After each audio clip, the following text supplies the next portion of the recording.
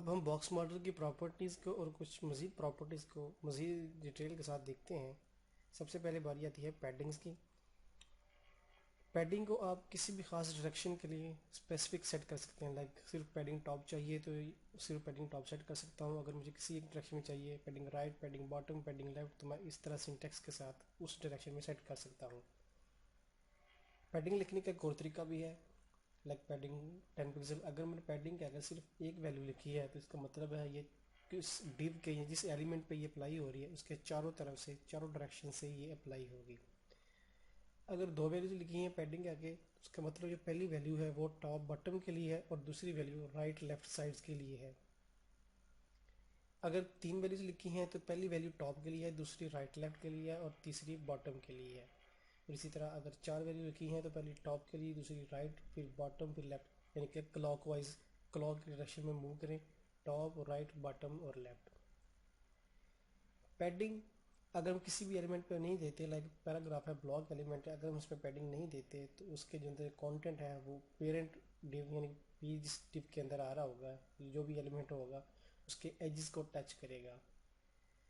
Like अगर मैं padding दे देता हूँ 10-20 पिक्सल पैडिंग दी तो माइट बी पॉसिबिलिटी कुछ टेक्स्ट नीचे गिर जाए और राइट लेफ्ट से, टॉप बॉटम से, हर तरफ से वो पैडिंग आ जाएगी और टेक्स्ट को वो उतना कंटेंट अंदर की तरफ धकेल देगी। अगर मैंने पैडिंग के साथ विड्थ भी दे देता हूँ तो विड्थ प्लस पैडिंग दोनों मिल के पेरेंट से इंक्रीज हो जाएंगे, क्योंकि हमने पीछे पढ़ा पैडिंग विड्थ में इंक्रीज होती है। या जब ये विड्थ और पैडिंग दोनों इकट्ठी आए तो हमें टोटल विड्थ को मद्देनजर रख के पैडिंग सेट करनी पड़ेगी। अब बारी आती है मार्जिन की। मार्जिन को लिखने का तरीका भी उसी तरह है। मार्जिन इनसाइड इफेक्ट करता है, इसको लिखने का तरीका पैडिंग की तरह है। अगर हम किसी एक डायरेक्शन में भी लिख सकते हैं, margin top, margin right, margin bottom, margin left, और उसको शॉर्ट नोटेशन में उसी तरह। अगर चार डायरेक्शन लिखी हैं तो टॉप, राइट, बॉटम, लेफ्ट। अगर तीन है तो टॉप, राइट, लेफ्ट, बॉटम। अगर दो हैं तो टॉप, बॉटम, राइट, लेफ्ट। अगर एक है तो all directions, all sides. Vertically margin होता है वो कोलैप्स कर जाता है। लाइक अगर एक एलिमेंट के बॉटम मार्जिन 10 पिक्सल है और नीचे एलिमेंट का टॉप मार्जिन 10 पिक्सल का है तो अल्टीमेटली दोनों का 10 पिक्सल का फासला ही होगा, वो ओवरलैप कर जाएंगे, एड अप नहीं होंगे। अगर दोनों का मार्जिन डिफरेंस है तो जो बड़ा होगा वो मार्जिन इफेक्ट होगा। अब बात आती है बॉर्डर की।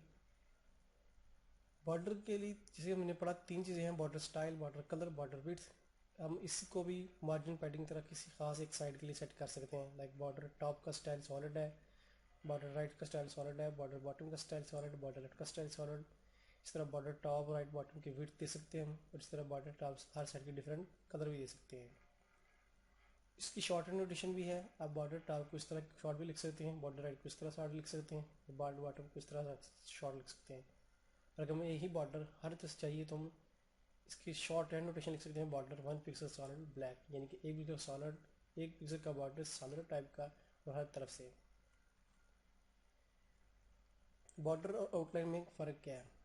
Outline have a particle CSS 2.0 specification. Outline CSS 2.1 तक का पार्ट रही थी, उसके अंदर स्पेसिफिकेशन होती थी, उसके बाद का खास जिक्र नहीं होता। दूसरा पॉइंट ये कि पूरे एलिमेंट की कंटेंट विड्थ के अंदर ये इंक्लूड नहीं होती और ये किसी एक साइड पर नहीं होती, ये पूरी साइड पर होती है। तीसरा पॉइंट है जैसे हमने बताया कि ये विड्थ परफेक्ट नहीं करती। चौथा पॉइंट है कि ये ब्राउज़र सपोर्ट नहीं करते, बहुत कम ब्राउज़र को सपोर्ट करते हैं। इसके बाद बारी आती है बैकग्राउंड की। बैकग्राउंड के साथ हम मुख्तलिफ प्रॉपर्टीज़ दे सकते हैं, लाइक बैकग्राउंड पे इमेज भी दे सकते हैं, बैकग्राउंड पे कलर भी दे सकते हैं, बैकग्राउंड पे दिया हुआ इमेज की पोजीशन चेंज कर सकते हैं, उसका ओरिजिन सेट कर सकते हैं, उसका रिपीटेशन सेट कर सकते हैं कि वह इमेज रिपीट हो या ना हो।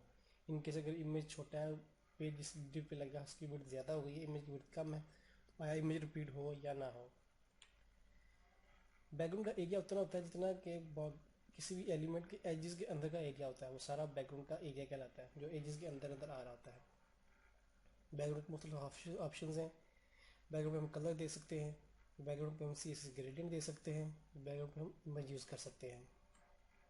कलर्स कलर्स लिखने के तीन तरीके हैं। आप नाम लिख लें, डेसिमल वैल्यू लिख लें या RGB वैल्यू लिख लें। कैसे लिखते हैं? हर कलर के अगेंस्ट कीवर्ड्स सेव्ड है, तकरीबन 150 तक के कीवर्ड्स हैं। जो कि आपको सारी याद करने की ज़रूरत तो नहीं, लेकिन आप लिख सकते हैं, कोई भी नाम लिख लें जो कॉमन यूज़ होते हैं, like black, silver, grey, white, navy blue, T, aqua, green. आप कलर नाम भी दे सकते हैं। फिर आती है हेक्साडेसिमल नोटेशन। आप उसके अगेंस्ट हेक्साडेसिमल वैल्यू लिख सकते हैं। हर कलर के अगेंस्ट एक हेक्साडेसिमल वैल्यू होती है।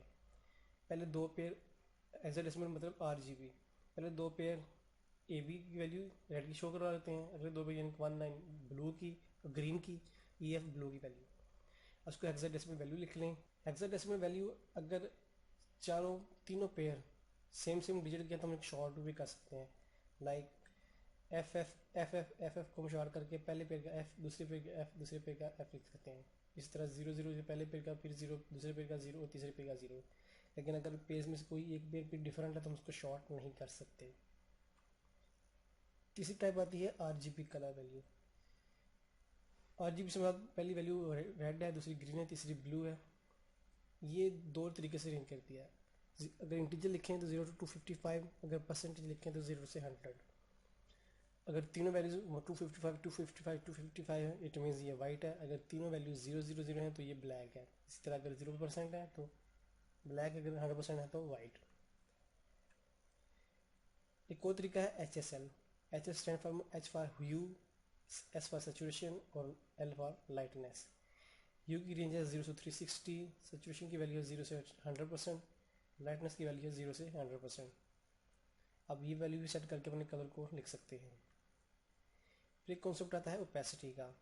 लाइक आप किसी भी इमेज को ट्रांसपेरेंट की रेशियो के साथ लिखना चाहते हैं, लाइक थोड़ा सा कलर हो, बैकग्राउंड पे कुछ चीज़ें हो वो भी थोड़ी सी नज़र आए, तो आप डिग ओवर ओपेसिटी लिख सकते हैं। लेकिन ओपेसिटी लिखने से वो पूरी की पूरी एलिमेंट पर इम्प्लीमेंट होगी, लाइक बॉर्डर पे इम्प्लीमेंट होगी, बैकग्राउंड कलर पे इम्प्लीमेंट होगी, उसके अंदर जितना भी कॉन्टेंट होगा सब पे इम्प्लीमेंट होगी। अगर हमें कलर चाहिए तो हम कलर को किस तरह ओपेसिटी दे सकते हैं। अगर बैकग्राउंड कलर है तो RGBA, ये स्टैंड फॉर अल्फ़ा। अल्फ़ा की रेंज होती है 0 से लेकर 1 तक। मतलब अगर 50% हमें देनी है तो उसके लिए 0.5 लिखेंगे। इस तरह HSL की वैल्यू लिखी हुई है तो HSL के अंदर आगे फिर A लिखेंगे। A stand for again alpha, alpha की वैल्यू 0 से 1 तक है।